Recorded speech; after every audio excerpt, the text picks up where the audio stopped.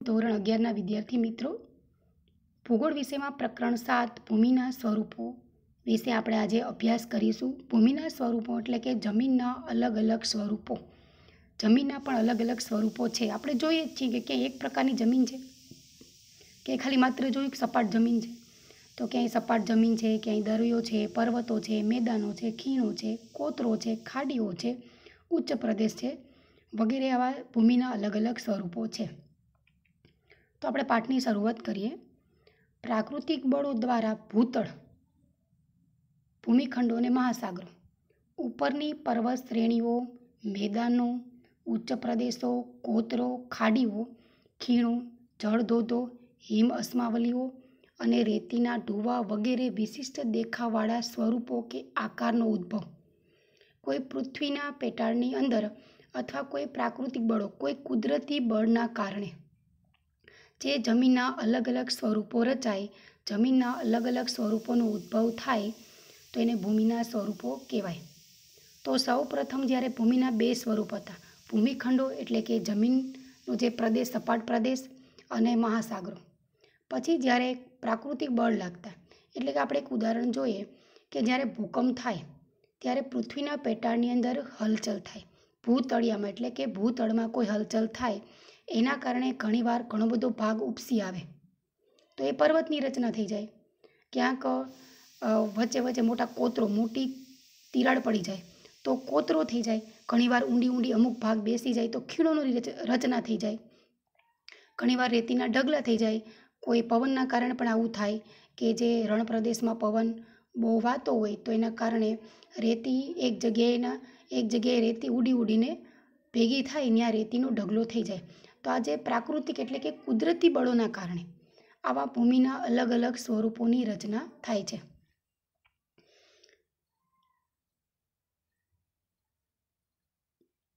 તો આકારો ઉદ્ભવે, વિકાસ અને હાસ થતો રહે છે. તો કે આવા ભૂમિના સ્વરૂપોની અલગ અલગ સ્વરૂપોની રચના થાય, એના અલગ અલગ આકાર હોય, એનો વિકાસ થાય અને ઘણીવાર એનો નાશ પણ થઈ જાય. ક્યારેક એવું પણ થાય કે ત્યારે ભૂકંપ થાય ત્યારે અમુક ભાગ બેસી જાય, પર્વત હોય એ સપાટ થઈ જાય તો એનો હાશ થઈ ગયો કહેવાય. તો આમ કુદરતી બળો દ્વારા ભૂતળનો કોઈ ભૂમિભાગ આગવો આકાર કે અલગ આકાર ધરાવે, ઢોળાવ, ઊંચાઈ ધારણ કરે છે ત્યારે તેને ભૂમિના આકાર કે ભૂમિ સ્વરૂપો કહે છે. જ્યારે કોઈ કુદરતી બળોના કારણે, આપણે અગાઉ વાત કરીને કે પવનના કારણે, ભૂકંપના કારણે, જ્વાળામુખીના કારણે કોઈ અલગ આગવો આકાર એટલે કોઈ અલગ આકાર ધરાવે, અથવા કોઈ ઢોળો એટલે કે ઢોરો થઈ જાય, કોઈ અલગ ઊંચાઈ ધારણ કરાય. એમ કે ઊંચાઈના આધારે આપણે કહી શકીએ ને કે આ ઊંચું છે તો એને પર્વત કહેવાય, કે જે નીચું હોય તો એને આપણે પર્વત ન કહી શકીએ. સપાટ જમીન હોય તો આપણે એમ કહેવાય કે એને પર્વત છે. તો એવો અલગ આકાર, આગવો આકાર ધરાવે તો એને ભૂમિના સ્વરૂપો અથવા ભૂમિના આકાર કહેવાય છે. ભૂમિના સ્વરૂપનો ઉદ્ભવ, એના વિશે આપણે જાણીએ કે ભૂમિના સ્વરૂપોનો ઉદ્ભવ કઈ રીતે થયો છે. પૃથ્વીની આંતરિક ગરમી અને દબાણમાં થતા ફેરફારોને કારણે પેટાળમાં રહેલા ખડકોમાં પ્રસાર કે આંકુચન થઈને સમાયોજન થાય છે. એટલે કે પૃથ્વીના પેટાળની અંદર એની આંતરિક એટલે અંદરની ગરમીને કારણે અને અંદર જે દબાણ થાય, જ્યારે આપણે અગાઉ વાત કરીને ભૂકંપ, આપણે પ્રકરણ 4ની અંદર ભૂકંપ અને જ્વાળામુખીની અંદર આપણે આ વાત કરેલી હતી જ કે પૃથ્વીના પેટાળની અંદર કોઈ દબાણ આવે અને અંદર જે આંતરિક ગરમી છે એના કારણે ઘણીવાર જે અંદર નીચે ખડકો રહેલા છે એનું સંકોચન અને પ્રસરણ થાય, કે એ લાંબા થાય, ટૂંકા થાય, અલગ જગ્યાએ ફેલાય, અને આના કારણે ભૂપૃષ્ઠમાં સંચલન ઉદ્ભવે, એટલે કે પૃથ્વીના પેટાળની અંદર હલનચલન ઉદ્ભવે, હલનચલન થાય. એના પરિણામે ભૂસપાટી પર પર્વત શ્રેણીઓ, ઉચ્ચ પ્રદેશો, મેદાનો અને ખીણ વગેરે સ્વરૂપોનું નિર્માણ થાય છે. આ પ્રક્રિયાને જ ભૂસંચલન કહે છે. કે પૃથ્વીના પેટાળની અંદર એ ભૂસંચલન એટલે કે જમીનનું જે હલનચલન, ખડકોનું હલનચલન થાય, અંદર પેટાળની અંદર કોઈ ક્રિયા થાય, એના કારણે ઉપરની જમીન હલે તો આપણે શું કહીએ, ભૂકંપ થયો.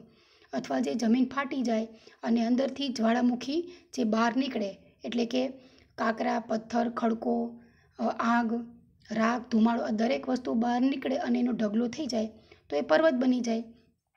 અને ઘણીવાર મેદાનની પણ રચના થઈ જાય. જ્યારે ઘણીવાર ભૂકંપ આવે તો જે પર્વત હોય એનું હલનચલન થાય તો પર્વત આખો બેસી જાય, સપાટ થઈ જાય, તો મેદાનની રચના થઈ જાય. પછી ઘણીવાર ઊંડી ઊંડી ખાઈઓની પણ રચના થઈ જાય. તો આ કોને કારણે થાય? તો કે પૃથ્વીના પેટાળની અંદર જે સંચલન થાય છે, કે જે હલનચલન થાય છે, એના કારણે જે ઉપરની જે સપાટી છે એમાં કોઈ ફેરફાર થાય છે. ભૂસંચલનના પરિણામે સૌ પ્રથમ બે મોટા ભૂમિ સ્વરૂપો ભૂમિખંડ અને મહાસાગરો રચાયા. તેથી તેને પ્રથમ શ્રેણીના ભૂમિ સ્વરૂપો કહેવાય છે. હવે સૌ પ્રથમ જ્યારે આવું સંચલન થયું ત્યારે સૌ પ્રથમ ખાલી બે સ્વરૂપો ભૂમિખંડો એટલે કે જે સપાટ જમીન, જે ભૂમિખંડો અને મહાસાગરો જ રચાયા હતા. સૌ પ્રથમ ખાલી માત્ર ભૂમિના ખંડો એટલે કે જે આપણે જમીન, સપાટ જમીનો પર આપણે રહીએ એને ભૂમિખંડ કહેવાય, અને જ્યાં પાણી ભરેલું હોય એને મહાસાગર કહેવાય. તો સૌ પ્રથમ આ બે વસ્તુઓની જ રચના થઈ હતી. એટલા માટે એને પ્રથમ શ્રેણીના ભૂમિ સ્વરૂપો તરીકે ઓળખવામાં આવે છે.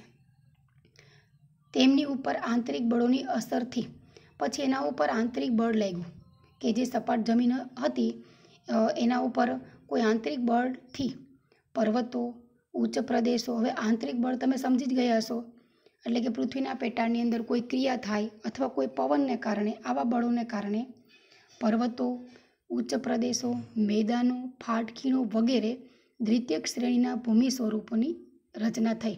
એના પછી પર્વતો, ઉચ્ચ પ્રદેશો અને મેદાનો અને ફાટખીણોની રચના થઈ. તેથી તેને તૃતીયક શ્રેણીના પર્વતો કહેવાય છે. તૃતીયક શ્રેણીના ભૂમિ સ્વરૂપો કહેવાય છે. પહેલાં સૌ પ્રથમ ભૂમિનું સ્વરૂપમાં ભૂમિખંડો અને મહાસાગરોની રચના થઈ. પછી સમય જતાં કોઈ આંતરિક બળને કારણે પર્વતો બન્યા, ઉચ્ચ પ્રદેશોની રચના થઈ, મેદાનોની રચના થઈ, ખીણો બની. તો આને દ્વિતીયક શ્રેણીના ભૂમિ સ્વરૂપો કહેવાય, એટલે કે બીજા નંબરના. આ ભૂમિ સ્વરૂપો ઉપર બાહ્ય બળો કે ગતિશીલ બળોના ઘસારણ અને નિક્ષેપણ કાર્યથી વિવિધ આકારો રચાયા. હવે આ જે ભૂમિના સ્વરૂપોની રચના થઈ, ઉચ્ચ પ્રદેશો, મેદાનોની રચના થઈ, પછી એના ઉપર કોઈ બાહ્ય બળ લાગ્યું, એટલે કે કોઈ પવનના કારણે, અથવા પવનના કારણે કોઈ પર્વત છે એ ઘસાઈ ગયો, અથવા નદીને કારણે, કોઈ ધોધને કારણે જે પર્વત હોય ઘસાતો જાય, અથવા નદીના નિક્ષેપણ કાર્યને કારણે, કે નદી છે એ પોતાના પાણી સાથે જે વહન બોધ લઈ આવે એ કોઈ જગ્યાએ પાથરી દે અને એમાંથી જે મેદાનની રચના થાય.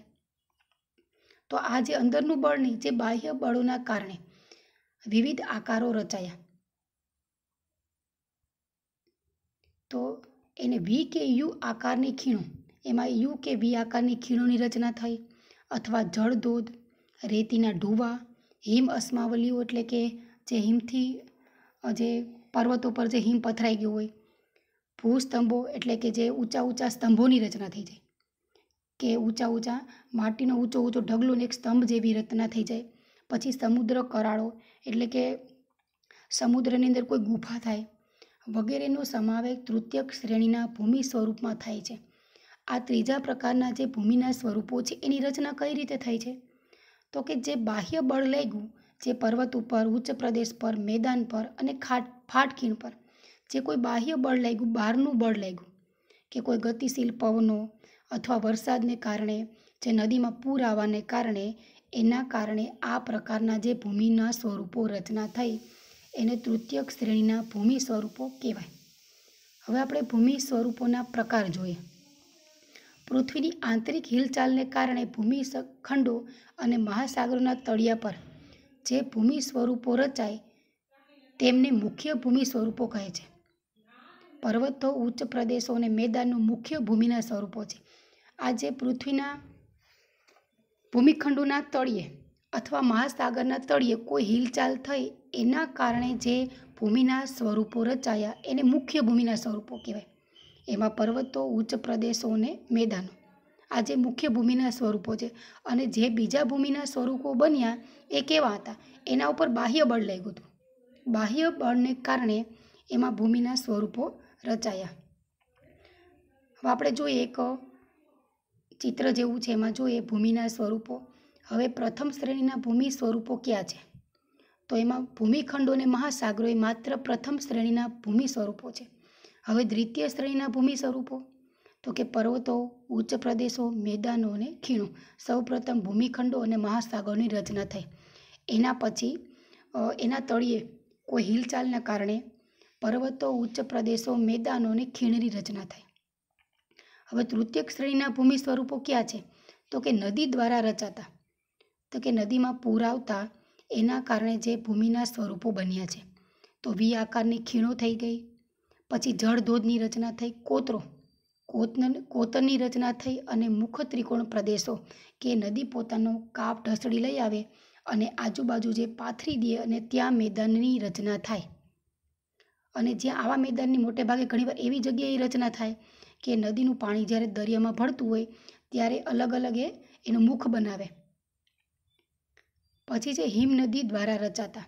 જ્યારે જે નદીની અંદર બરફ હોય અને બરફની અંદર જે કોઈ ખડકના ટુકડા એવું એની અંદર જામેલું હોય અને જ્યારે એ બરફ ઓગળે અને આજુબાજુ પથરાઈ જાય અને ત્યારે અમુક શ્રેણીના ભૂમિ સ્વરૂપોની રચના થાય. તો યુ આકારની ખીણો, સર્ક, હિમ અસ્માવલીઓ, ફિયોડ, ઉડન પાત્ર, ફિયોડ, આ 3 પ્રકાર છે. એટલે કે જમીન છે એ જે પર્વત ઉપરથી પસાર થતી હોય તો ત્યાં બરફ પાથરી દે અથવા કોઈ ખીણોની રચના કરે. આ બધી છે વસ્તુઓની આપણે આગળ પણ ડિટેલમાં અભ્યાસ કરશું. પછી છે પવન દ્વારા રચાતા. ઉડન પાત્ર, ભૂસ્તંભ, રેતીના ઢૂવા, લોએસનું મેદાન. એટલે કે જ્યારે પવન ખૂબ હોય ત્યારે એની સાથે જે પવન સાથે જે રેતી કે માટી એ જે પવન સાથે દૂર દૂર સુધી પથરાય એને ઉડન પાત્ર કહેવાય. ઉડતી વસ્તુઓ પથરાય. ઘણીવાર એવા એક ઊભો સ્તંભ થઈ જાય. પછી રેતીના ઢગલા થાય અને લોએસનું મેદાન. ઘણીવાર એક જગ્યાએ આવું મેદાન તૈયાર થઈ જાય. પછી ભૂમિગત જળ દ્વારા રચાતા ભૂમિના સ્વરૂપો કે પાણી દ્વારા જે ભૂમિના સ્વરૂપો રચાય તો એમાં ડૂબક છિદ્ર કે આવા છિદ્રો થઈ જાય. પછી યુવાલા, પછી અધોગામી અને ઉધ્વગામી કે આવા અધોગામી ઉધ્વગામીની સ્તંભોની રચના થાય. પછી ગુફા, ઊંડી ગુફા થઈ જાય. પછી ઊંડા છિદ્ર થાય અને યુવાલા એટલે કે ઘણીવાર ઊંડી ખાડા જેવું થઈ જાય એને યુવાલા કહે. પછી સમુદ્ર મોજાઓ દ્વારા રચાતા ભૂમિના સ્વરૂપો. સમુદ્ર ગુફા, સમુદ્રની અંદર ઊંડી ગુફા થઈ જાય મોજાને કારણે, કેમ કે મોજા પટકાય અને એક ભાગ ઊંડો ખોદાતો જાય. પછી ખાડીઓની રચના થાય. પછી રેતીપટ એટલે ઘણીવાર સમુદ્રના મોજા સાથે જે રેતી આવે રેતી પથરાઈ જાય. પછી લંગુન સરોવર, ઘણીવાર સમુદ્રના મોજાને કારણે મોજા બાર સુધી જતા હોય તો ત્યાં પાણી ભરાઈ જાય તો ત્યાં સરોવરની રચના થઈ જાય. તો મિત્રો આજે આપણે અહીંયા ભૂમિના સ્વરૂપો વિશે ચર્ચા કરી. આના પછી આપણે ભૂમિના સ્વરૂપોની ડિટેલમાં ચર્ચા કરીશું.